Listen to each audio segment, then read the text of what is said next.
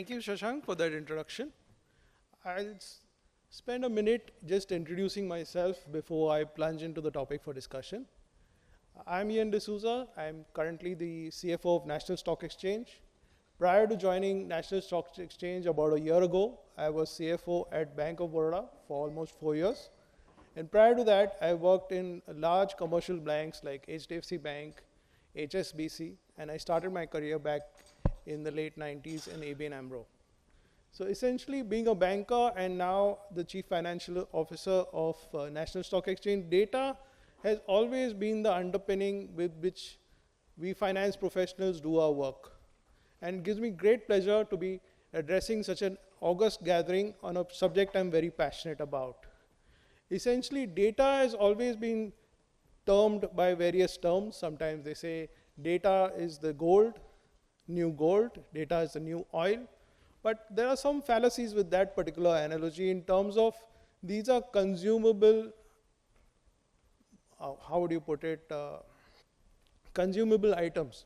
Oil gets consumed, maybe you can recycle, but once it's consumed, it doesn't have the same value as it had the first time around. Gold also gets consumed.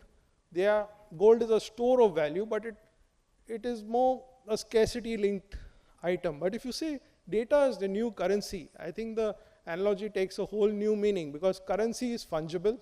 If used properly, if invested properly, it can enrich you. It can, So data is that kind of a item. If used properly, it can add value to the organization, and the more you enrich it, the more it gains value. So I think this is the right analogy to start off with. Can we have the slideshow up, please?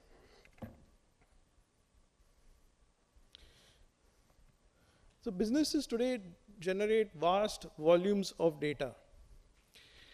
But how to consume the data is a big challenge. So if you don't curate the data, data sits in various silos. There are many legacy systems. Obviously, if organizations are of certain scale, they cannot reinvent their systems. For example, if you take banking as a use case, they have legacy systems. Maybe core banking was developed, say, about 2 decades ago. So while they're shifting to newer technologies, that takes time. They have a data warehouse. To cope with that, they have a data warehouse. But then the data in the data warehouse has to come from various systems. So lineage of the data, getting the data in on time, curated on time, these are challenges.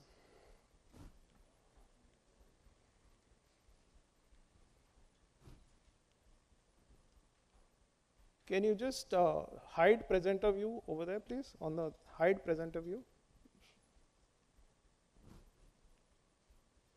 Put it in presentation mode and hide presenter view. Yeah.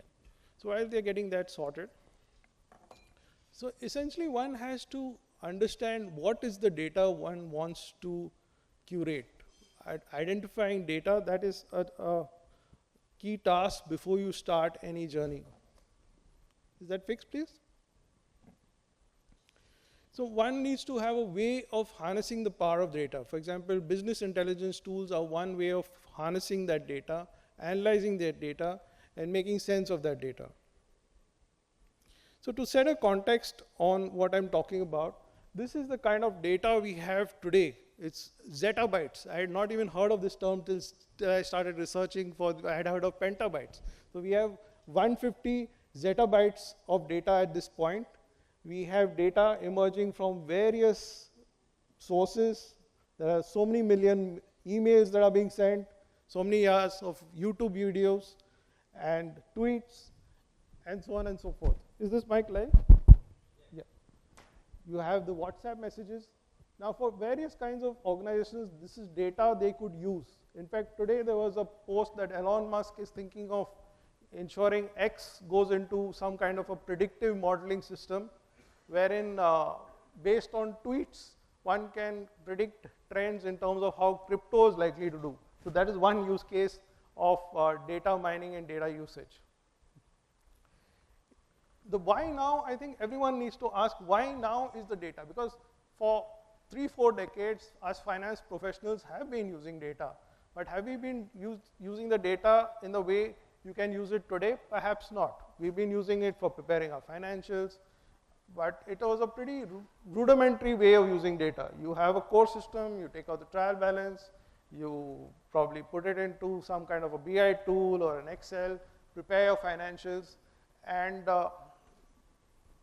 so it was not a very engaged way. Today you are expected as a CFO to work out what is the product profitability, what is the customer engagement scores, which customers are likely to attract and cause harm to the business, and what's coming next around the corner. For example, mark to market of your investment portfolio, predictive analysis as to what investments today would probably cause a loss to the enterprise in future. So there's a lot of modeling that is required, which will put further stress on the finance department, and each finance department would probably need to have a data analytics team.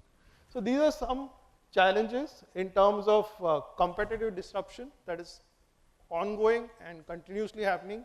CFOs who work in FMCG verticals will understand that very acutely. So too BFSI, where there's not very much to distinguish one firm from another. At a product level, at a micro geography level, there is competition.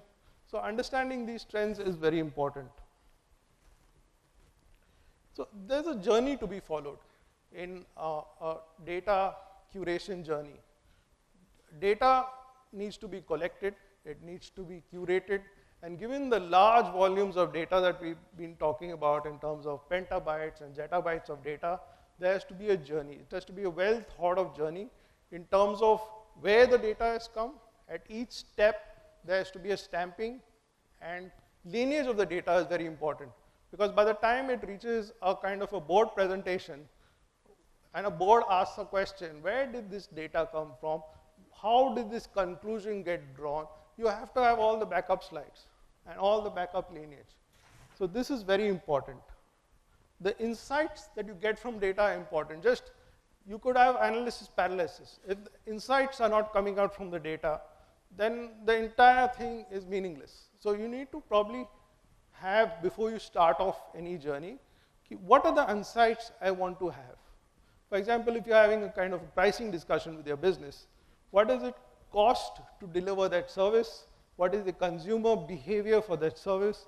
Are there consumers who are switching on or switching off? For example, if you're in a telecom vertical, are there large customers who are switching off their capacity and just ramping up at certain times? What does it cost to service those customers? Are you appropriately charging? Because on a capacity model, it costs you to maintain that capacity. But if they're switching off and you're not recovering appropriate charge for that dislocation from your side, then perhaps you're not protecting your P&L adequately.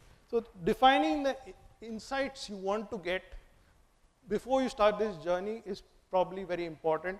Otherwise, you may just have a lot of data at the end of it without clear insights emerging. As I was mentioning earlier, data is a strategic asset. So this is how you, when you go to your investment committee with a use case for building a data analytics platform, these are the propositions that will probably help you. As it gets more understood, more processed, more analyzed, it can be a competitive advantage. It could be a distinguishing factor between you and the next also-ran. So these are some challenges and considerations one needs to keep in mind. One needs to keep in mind if you are analyzing data for a particular use case, maybe at some time it requires submission to a regulator. You need to keep in mind the usability and quality. So at each stage there should be a analysis and data curation, and you need to have the right people. Data analytics, I think, is a defined science today, and each CFO function should at least have 1 or 2 data scientists who are experts in analyzing data using BI tools. This is not an easy talent to acquire off the board from a generalist. This is the final leg. Once you have the data in place, what do you do with it? I think business intelligence solutions are what will help you decide what to do with the data. For example, if you want to identify certain trends, the BI tool will help you do that. If you want to identify certain scenarios which could play out and do scenario analysis, the what if scenarios using the back data can help play out. If you have certain hypotheses, those hypotheses can be back tested using your data for the last 5 years or 6 years, the what if scenarios. So having the right tools can help you do this. Manually and in Excel, it's probably next to impossible. In terms of strategic benefits, these are some of the use cases for a data-rich organization. You can have customer centricity at your core, identify which customers need which product, and probably have a more socializing initiatives in terms of getting more customers to consume that.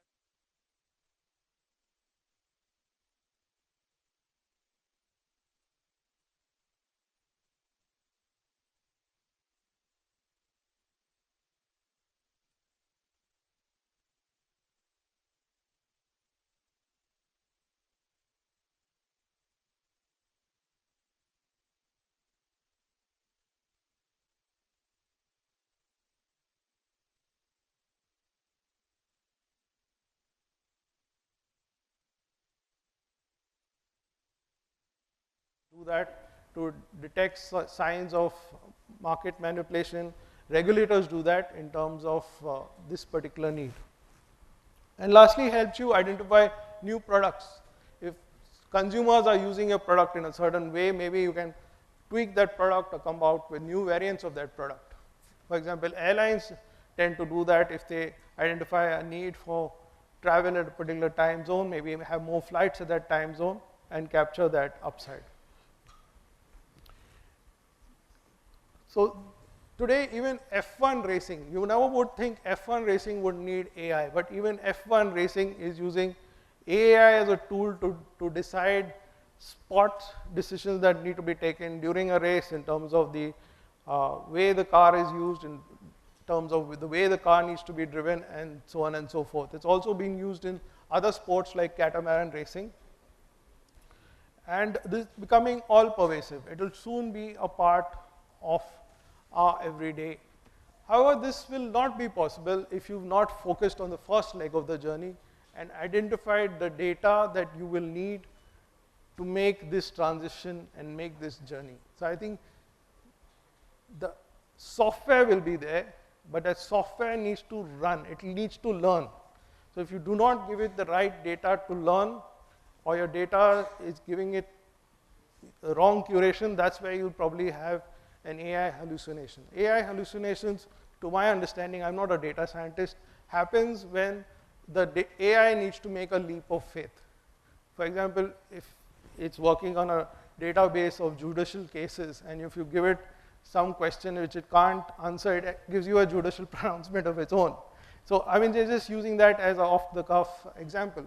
But if you're giving it data of your business, and there's something missing there, it will try and leap and make a correlation, which may result in a wrong decision. So the data curation can't be stressed. This is what is required if you are to be competitive and have this a few years down the line. So this is just an insight by McKinsey. If you see, this is on this axis, I don't know how visible this is, but these are the functions. You have at the top marketing, you have product development, IT, service, and way down here you see risk, human resources, and finance in terms of adoption of AI. So core functions like risk, human resources, and finance are way down here in terms of usage of AI, and its marketing and sales were up there. So I think we need to come up in the pecking order, as it were. We need to start thinking. It's not easy. I am a CFO myself. I today don't have use cases in my own organization in the finance function, but it's the risk who are using it, it's the legal who are using it. And we too need to start ideating. I think our function is as valuable as all the others, and we should be up in this curve. So lastly, just kind of summing up in terms of what this will help us do. It will help us do a predictive analysis. It will help us do scenario analysis. And all this is dependent on the right kind of data.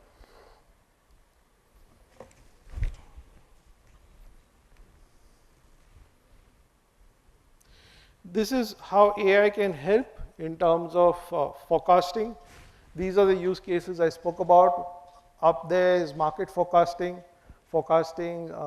probably from a use case of investment advisory. Loan default prediction. If there are early warning signs of a loan going bad, perhaps AI will be more predicated to do it on a rule-based basis rather than a human being. The emotions come into play, and we think we know more than what the data is showing, but the AI can be more clinical. Credit scoring, this is pretty much something that's already there, but it's not AI doing it, it's an algorithm. Maybe in time we'll have an AI also doing it. Identifying a customer likely to leave well before he leaves is a very valuable thing, because after he leaves, getting him back is next to impossible, because he's already gone through the whole mechanism of moving out. He has changed the systems, he has changed everything. But if you can identify, say 6 months before, that he's slowing the velocity of his dealings with you, this is a very valuable tool indeed. And as you all know, customer acquisition cost is very high today. So reacquiring another customer to replace him is harmful for the P&L of the company. Lastly, I'll spend some time on the kind of scenario analysis that can be done.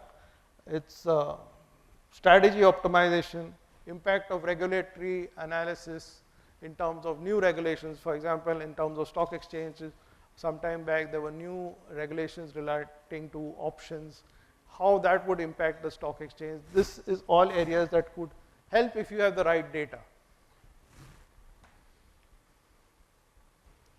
Lastly, this is something that could be coming down the line in terms of agentic AI, in terms of alternative data integration. You need to cross-link data across systems, maybe cross-link your company's data with economic data put out by institutions like CMI, CRISIL, ICRA, and the rating agencies, and see what pictures emerge. So that linkages of the data will be very important. Just your own data is not sufficient to help you navigate in this VUCA world we find ourselves in. You would also need to interface across. Finance verticals tend to be very inward focused. You will need to look at interfacing across databases of other verticals like HR, legal, IT, and so on and so forth. You have to work across functions. In fact, some organizations talk about having a data steward or a chief data officer. How many of your companies have chief data officers? Anyone? Okay, very few. Not too many, but I think this is going to become an important KMP position in terms of chief data officers who are different from the CTO or the CIO that we have today, who will be custodians of the data. These are key enablers. One is you need to talk to your leadership. You need to be aware of the trends in data governance and the direction the industry is taking, and socialize it at the leadership level to get buy-in, not only at the CEO level, but perhaps at the board level. Data literacy has to percolate in the organization. Governance, I spoke about, it can't be emphasized enough. And lastly, you have to have the horsepower to drive all this.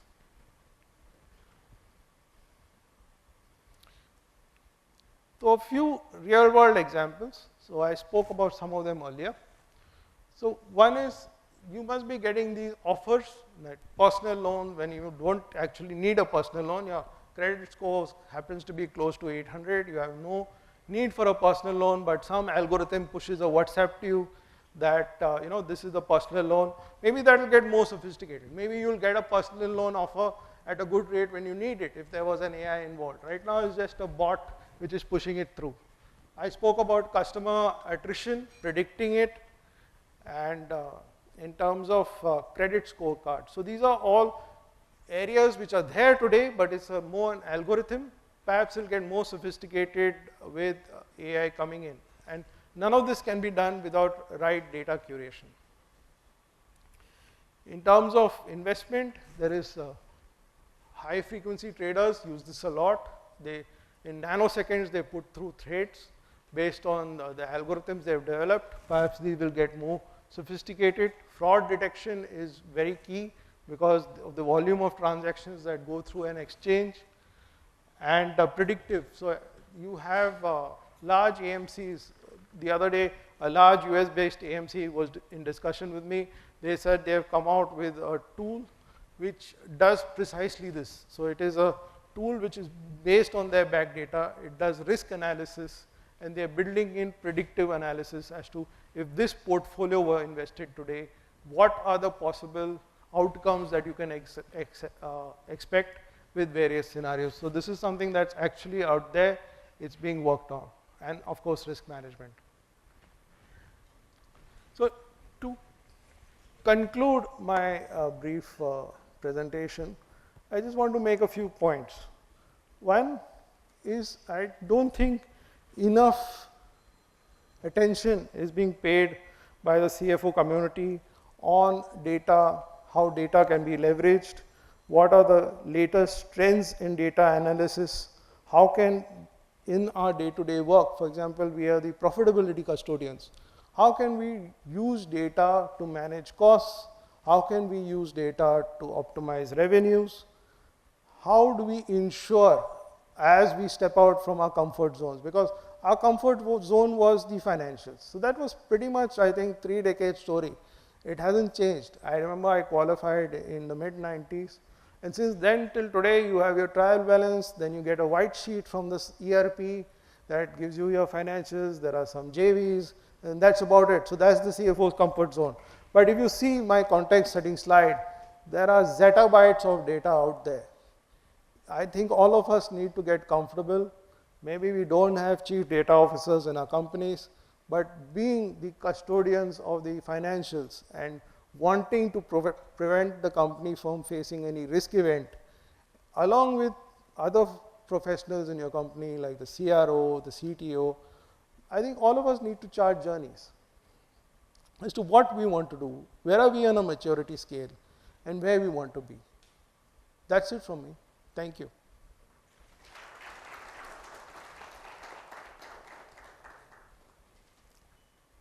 Would there be any questions? Or?